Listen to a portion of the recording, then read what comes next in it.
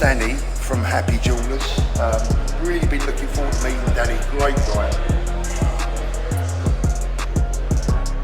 Well, he was by the coffee shop, so he can't be far.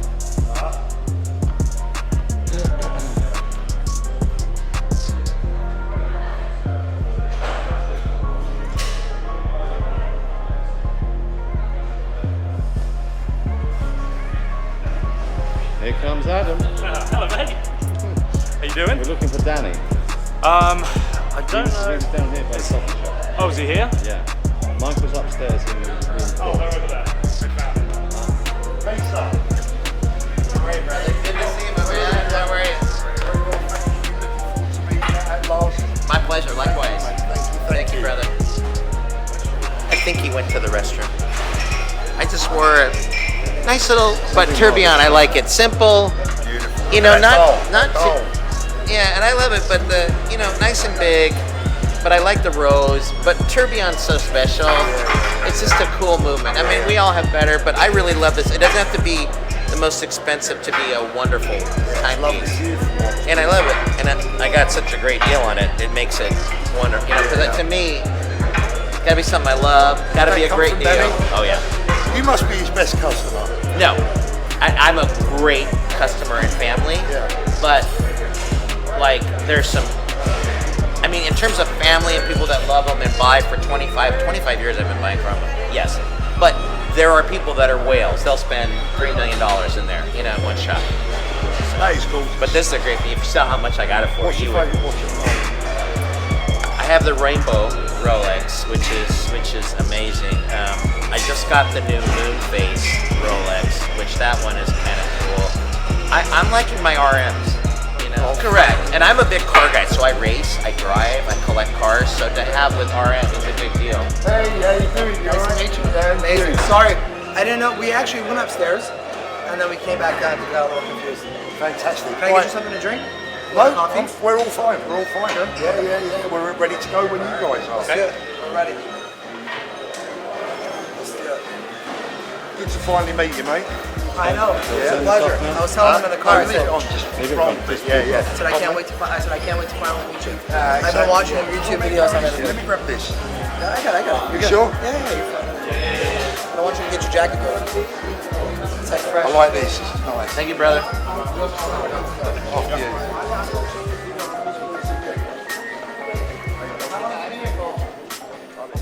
By the way, I want to thank you for everything you're doing for us. Thank you so much. My pleasure. You've been an amazing partner to bring in. Truly mean that. Thank you, brother. My pleasure. I just believe in good people. Exactly. You get that sense right away. There he is. How are you, brother? How are you? You too. You too. You too. Hello, Hey, Adam. bro. Peter. Nice How to are meet you? you. My pleasure, brother.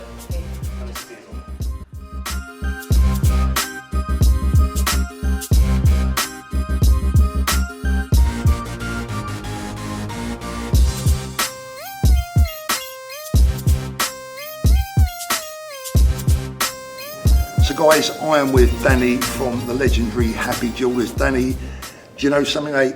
All of my viewers were saying, if you're going to LA, please go and meet Danny from Happy that's Jewellers. awesome. So I'm here, mate.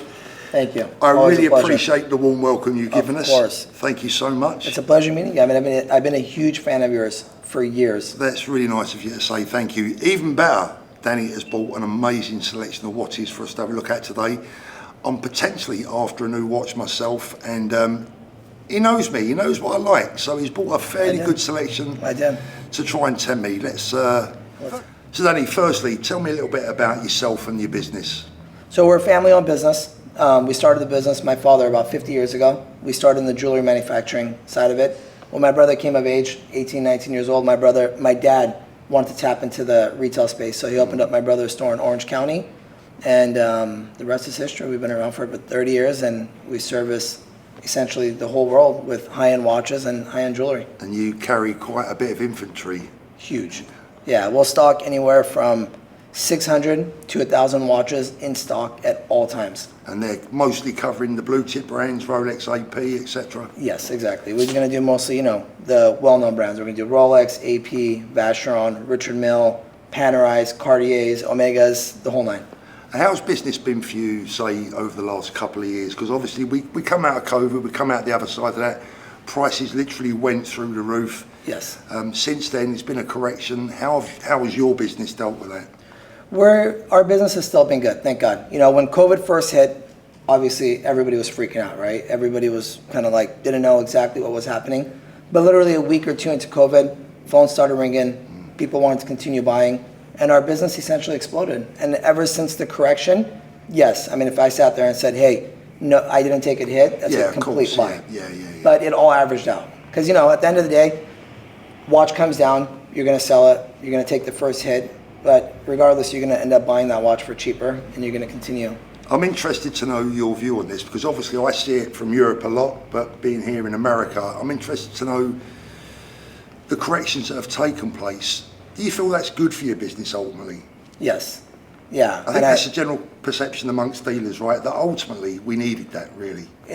We needed it 100%, because I tell this to dealers all the time. So wholesalers are probably a little bit irritated, right? Because they don't have to deal with the customer face to face and sell a Panda Daytona for $50,000 or $55,000, right? I have to look the customer in the eye and tell them, hey, you know, this Panda Daytona is $55,000, right? And it got to the point where things really were not selling. Yeah. You know, and when prices came down, things skyrocketed again. And you just said something there that I've always said during my entire watch dealing career. You have to look your customer in the eye, right? Not just when you sell it, but when they come back in a year later and they want to sell it back to you, or they want to part exchange it. You've got to be able to look them square in the eye and know that you did your best for them, right? One way or another, you did your best. Yes. I mean, it got to the point where there were certain things where I didn't want to stock it. I didn't want to sell it. And when I sold it, I gave fair warning. I said, hey, look, you know, like a Patek 5980 rose gold. Yeah. It got to 400K at one point. That's astronomical, you know. And now they're in the 200 range. There's many people out there that paid 400K for them, you know. I think my advice to those people, Danny, because, you know, people contact me and say, oh, you know, I bought at the height and, you know, I'm worried that I'm going to lose a lot of money. My advice to them is, look, you know, hold on to your asset. It will come back one day. It might not be next week, it might not be next year or the year after, but one day these watches do still continue to go really only one way, and that is generally up. Yes, they do. That's 100% true. And, you know, my advice to people, and I always tell this to them, right? If you buy a watch, you wear it, you enjoy it, you get your compliments on it, you know, you wear it with your outfits, you feel good. It's a feel-good item, right? Absolutely. You know, you walk in a room, you're wearing a Rolex, somebody compliments you on it, you feel good. And you know what? If you go and sell that watch and you take a 10, 15, 20% hit, you're winning at the end of the day, right? Well, listen, I've always said this. I'd love to lose the same amount of money on my cars that I do on my watches. And it's like, look, we buy a car, we know we're going to lose 20, 30, 50%, whatever. And our mindset, we accept that. But I think over the last couple of years, people have looked at watches perhaps too much as an investment rather than something that they should buy with a passion and because they love it. Exactly. And they want to wear it and they want to enjoy it. Exactly. Customer, first thing they ask, well, what's a good investment piece? I go, well, what do you like first? You're going to buy something as an investment, but buy what you enjoy. Yeah, buy what you want to wear. Yeah. I mean, even me as a watch dealer, there's certain watches that I don't enjoy wearing. Yeah, right? exactly. I mean, there's customers that love them, right? One man's trash is another, or I shouldn't say it like that. I should say like, you know, something that I don't like might be another person's treasure, right? Yeah. And buy what you like first. Second, of course, they're always great. You know, watches is the only thing within 1 hour you can get money. It is literally the most liquid item you can have in your entire life. You can't sell a house in one day. You can't sell a car in one day. Watches is something that you could cash out instantly. Now I'm looking at what you've got in that box there, and I didn't realise how well you actually do know me, because you've got a collection there that would be the perfect Paul Thorpe collection. I mean, let's have a little look at something, Danny. All right, Paul. So I got some stunning pieces, and I tried to do almost all the brands, right? Yeah. Now I wanted to bring a solid 10 pieces in for you to see, for you to view. I know you like a little bit larger watches. So the first one I'm going to show you is going to be this Omega. So this is going to be the direct competition to the Deep Sea, right? And essentially the James Cameron.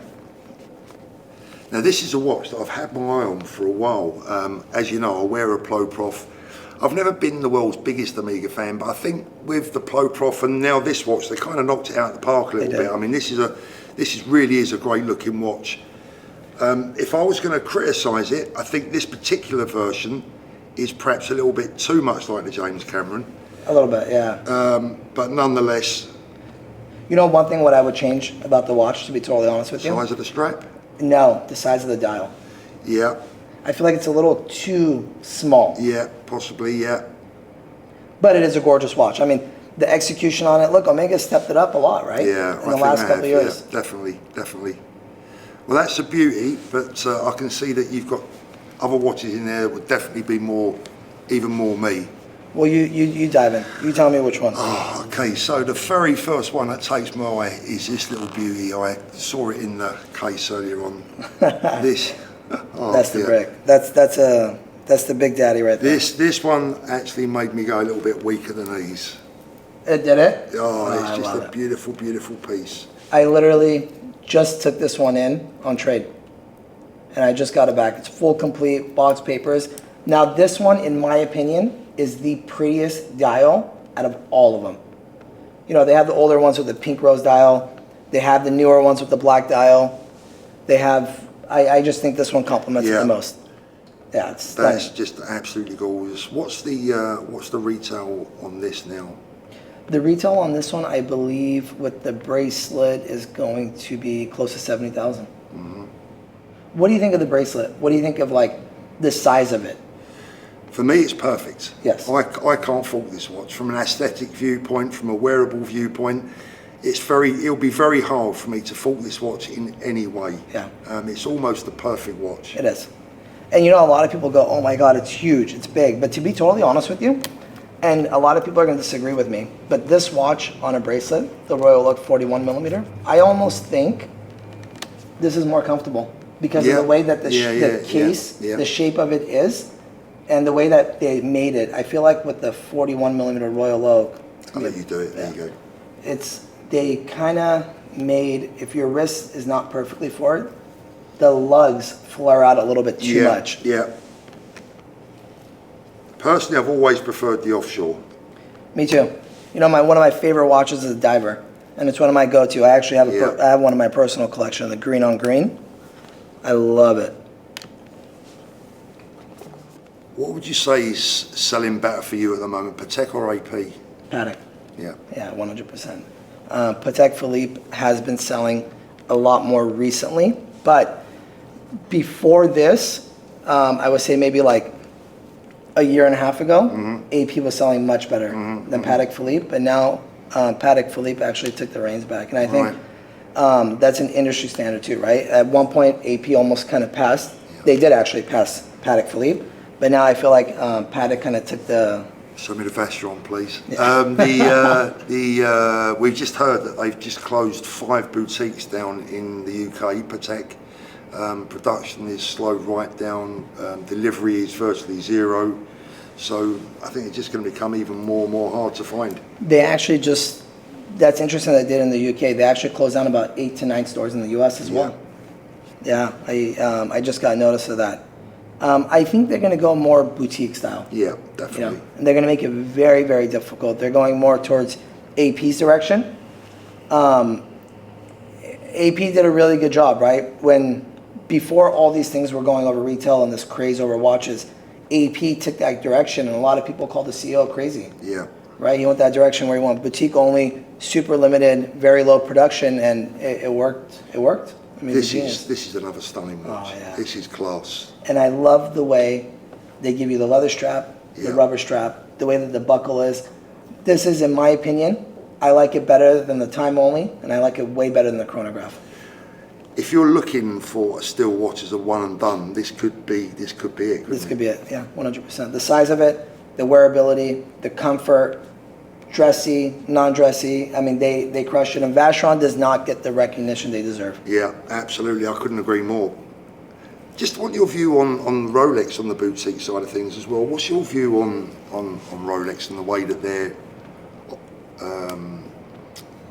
retail outlets now are dealing with general public, how they're dealing with people, first-time buyers potentially, that walk into an AD and the problems that they're facing, the lack of availability, display only. What's your view on that? You want to know my personal opinion? I think the reason why gray market dealers became so successful is because of the way that they're being treated Yeah. at Rolex boutiques, right? Yeah, They yeah. walk in, they're being treated essentially, almost like trash. Yeah. They don't want to be dealt with. They're thinking everyone's doing it for a profit, but you actually have the genuine person that doesn't know the watch industry. He's actually walking in there because A, he wants the knowledge of the brand.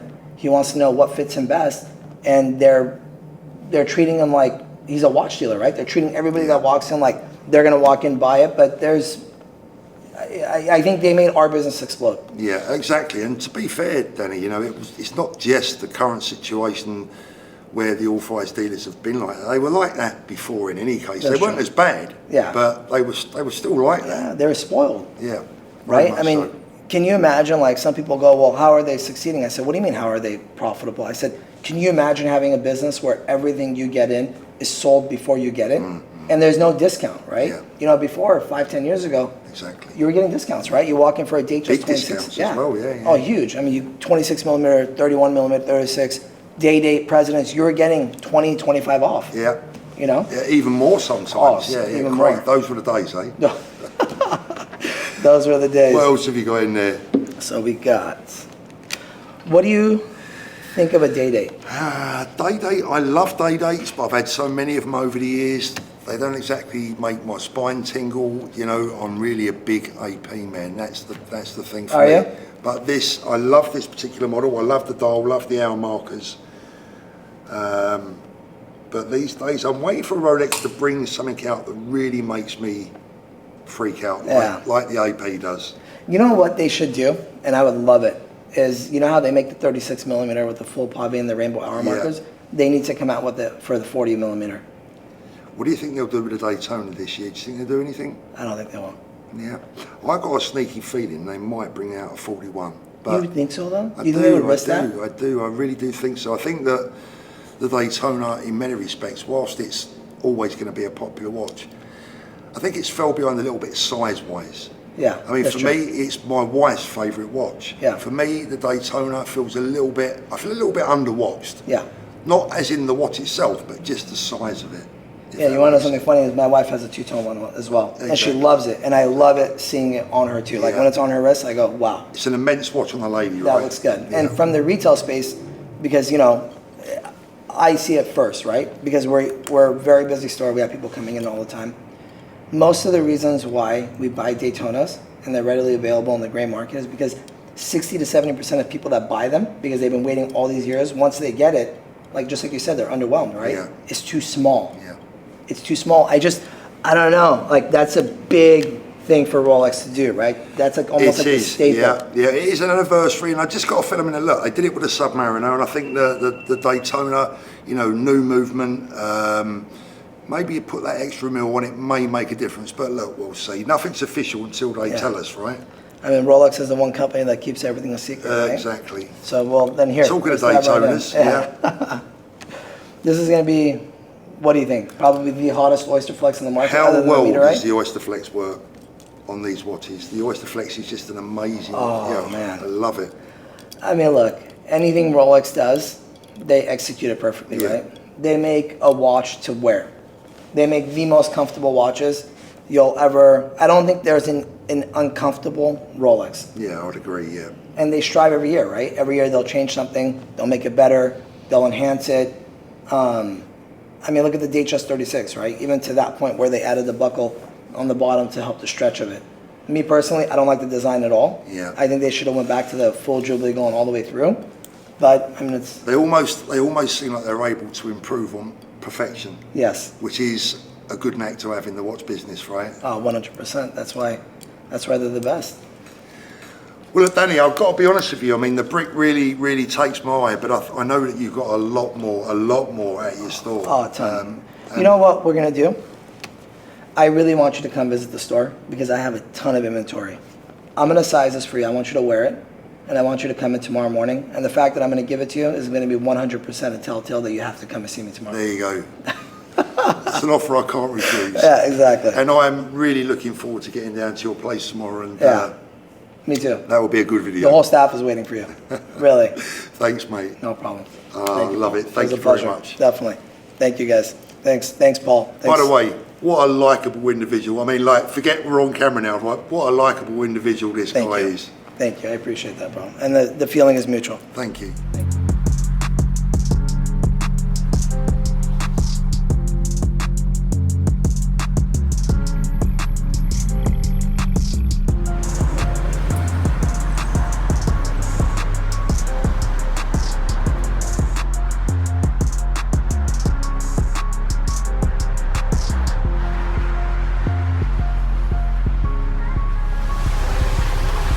That is LA over in the background.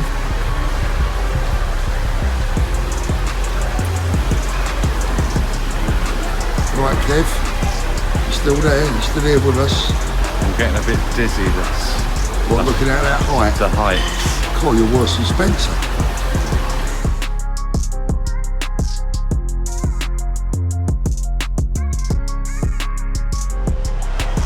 Guys, it's Tuesday morning.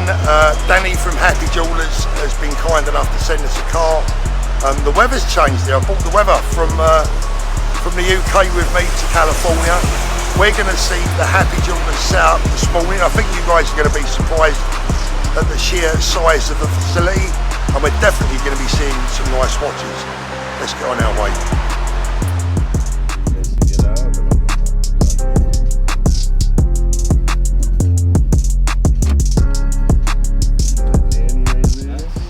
So we've arrived at Happy Jewellers, and I love this. This is not the UK, boys and girls. We are in the good old USA where they're allowed to defend themselves.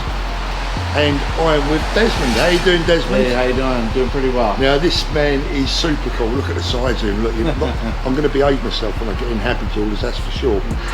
Look at this man. Look what he's decked out. He's carrying the Glock. What is it? Glock 21. Glock 21, 45 ACP. He's got the handcuffs, he's got the taser. Yes, sir. What is wrong with us in the UK? This is what it should be like. So, if I'm misbehaving there, you're not going to throw me out, are you? I don't know. I mean, I got some handcuffs, so. Let's get inside. Thank you very much. My pleasure. Thank you. So here we are, guys. Happy Jewellers. I would have loved that. I lost my ass. That's how it goes.